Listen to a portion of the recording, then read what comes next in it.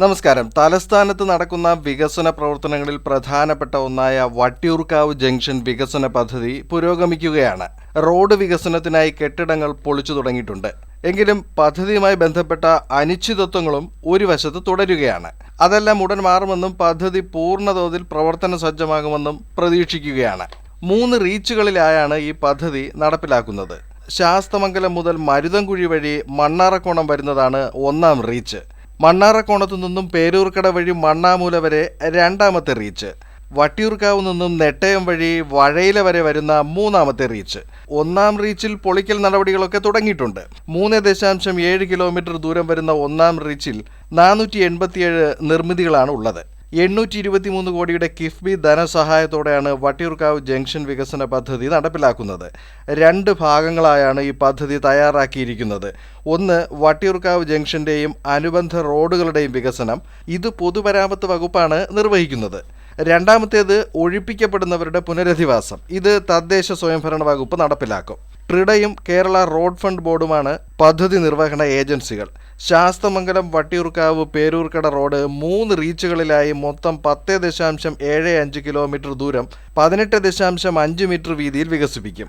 89 കോടി പുനരധിവാസ പദ്ധതികൾക്കുള്ള സ്ഥലം ഏറ്റെടുക്കുന്നതിനായി ചെലവാക്കിയിട്ടുണ്ട്. പൊളിക്കൽ നടപടികൾ 70 ദിവസം കൊണ്ട് പൂർത്തിയാക്കുവാനാണ് ഉദ്ദേശിക്കുന്നത്. 200 കടകൾ ഉൾക്കൊള്ളുന്ന ഒരു ഷോപ്പിംഗ് കോംപ്ലക്സ് പുനരധിവാസത്തിന്റെ ഭാഗമായി നിർമ്മിക്കുമെന്ന് പറയുന്നു. മണ്ണാറക്കോണത്തിനും തോപ്പുമുക്കിനും ഇടയിലായിരിക്കും ഇത് വരിക. മൊത്തം 570ഓളം വ്യാപാര സ്ഥാപനങ്ങളെയാണ് പദ്ധതി ബാധിക്കുന്നത്. പുനരധിവാസത്തിനായി 3 ഏക്കർ സ്ഥലം ഇപ്പോൾ കണ്ടെത്തിയിട്ടുണ്ട്. വാർത്തകൾ പ്രകാരം പദ്ധതിയുമായി ബന്ധപ്പെട്ട വകുപ്പുകൾ തമ്മിൽ ചില ആശയക്കുഴപ്പങ്ങൾ നിലനിൽക്കുന്നു എന്നും പറയപ്പെടുന്നു. തുടക്കത്തിൽ വട്ടിയൂർക്കാവ് ജംഗ്ഷൻ വികസനം എന്നായിരുന്നു പദ്ധതിയുടെ പേര്. ഇത് മാറ്റി വട്ടിയൂർക്കാവ് റോഡും ജംഗ്ഷൻ വികസനവും എന്ന തരത്തിലായിരിക്കും ഇനി പദ്ധതി അറിയപ്പെടുക. പദ്ധതിയുടെ പേര് കൃത്യമായി നിർവഹിച്ച ശേഷമായിരിക്കും സർക്കാർ ഔദ്യോഗികമായി നിർമ്മാണങ്ങൾ തുടങ്ങുക.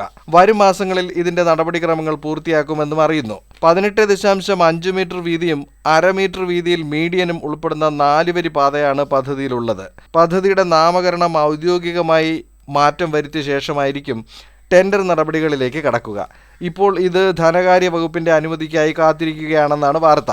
എന്നാൽ പദ്ധതി നിർവഹണം കാലതാമസം കൂടാതെ നടക്കുമെന്ന് വട്ടിയൂർക്കാവ് MLA VK പ്രശാന്തിന്റെ പ്രസ്താവനയും വന്നിട്ടുണ്ട്. പൊളിക്കൽ നടപടികൾ ഇതുവരെ 30% പൂർത്തിയാക്കിയിട്ടുണ്ട്. ഇപ്പോൾ ശാസ്തമംഗലം മണ്ണാറക്കോണം ഭാഗത്താണ് പൊളിക്കലുകൾ നടക്കുന്നത്.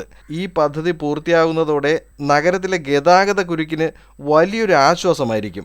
കൂടാതെ അനുദിനം വികസിക്കുന്ന തിരുവനന്തപുരത്തിലെ പദ്ധതികൾക്ക് ഒരു മുതൽക്കൂട്ടായി മാറുകയും ചെയ്യും. പുതിയ അപ്ഡേറ്റ് വാർത്തകൾക്കൊപ്പം പുതിയ വീഡിയോകൾ കൂടി പോസ്റ്റ് ചെയ്യുന്നതായിരിക്കും. ട്രിവാൻഡ്രം പൾസിന് നൽകുന്ന പിന്തുണയ്ക്ക് നന്ദി അറിയിക്കുകയാണ്.